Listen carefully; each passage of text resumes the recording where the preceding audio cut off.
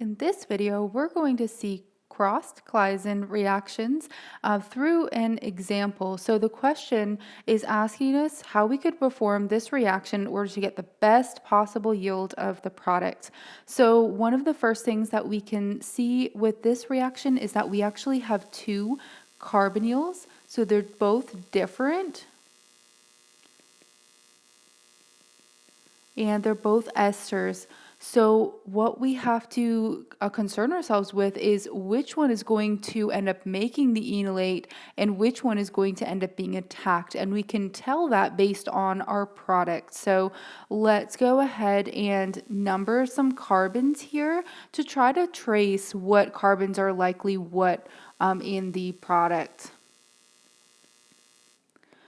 So one of the tricks for this one is that you can tell which ester ended up forming the enolate based on which ester is still intact in the product. And so on this left-hand side of the molecule, we see that carbon 1 and 2 are still carbon 1 still has its ester attached to it, and this suggests that that is the compound that actually formed the enolate, because the ester that makes the enolate doesn't end up having anything leave the molecule. It just kind of regenerates its carbonyl if we think about the mechanism.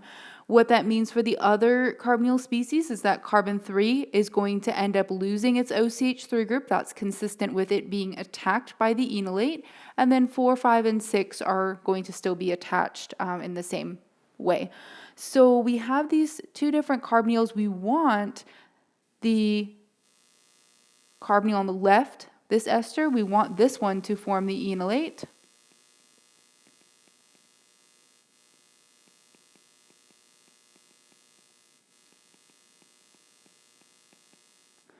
So how are we going to do that? We need a base. What would happen though, and what we have to be careful about is our choice of base.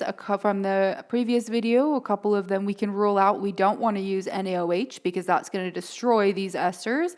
We also don't want to use sodium ethoxide because we have methyl esters here. So we are thinking, like, should we use NaOCH3 as a base? Problem with that is the fact that this is actually a reversible base. And what that's going to mean for this reaction, if we take these two carbonyls, we throw in our NaOCH3, it's going to be able to take the alpha H's on carbon 2 and make the enolate we want, but then that enolate can go and attack the ones of that particular compound that don't get converted to enolate. Also, we could take the alpha H's on carbon 4, so that other carbonyl also has alpha H's that we could take, and so that complicates it even further because the NaOCH3 could take those alpha H's, make the enolate out of that compound, and then that compound can attack either itself or the other ester. And so that's going to give us a big mixture of products, just like what we saw in the aldol reaction. And so what are we going to do about this? What we did in our aldol reaction, we used an irreversible base, and the one that we chose was LDA. This one is a good choice because it's irreversible. And what that's going to mean is that when it goes and tries to make an enolate out of one of these esters, it's going to completely convert that ester into an enolate. And that is something that we want if we want that first molecule to form all the enolate.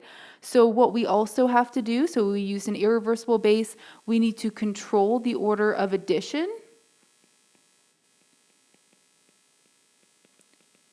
Just like we did for the aldol reaction. So those are the two things we need to do. How are we going to set up this reaction so that we can control for that? Well, we want that first molecule to be our enolate, so that's what we're going to do first. We're going to take that molecule and we're going to have our first step treating it with the irreversible base. So that would be LDA.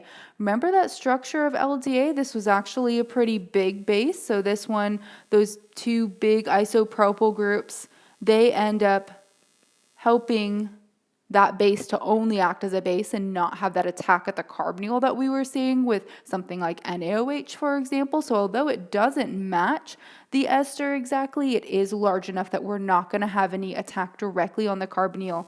Next thing we're going to want to do, so after we add in the LDA, we stir, all of that ester is going to be converted into the enolate. That's when we can start to add in our other ester. In this case, this structure here, that's the second one. Now, this is only going to be attacked, and the enolate is going to be completely already formed from the ester on the left of the arrow. One last thing we have to do in these reactions, we also have to add in our H3O+. We saw that that product doesn't survive very much in the basic conditions, and so we do have to add in that H3O+ in order to protonate and get to our final product being this structure over here.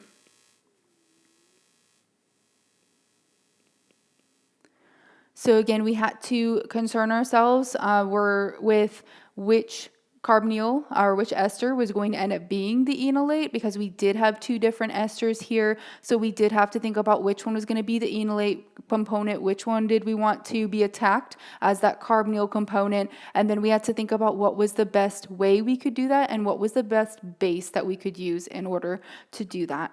So this is an example of a cross Claisen.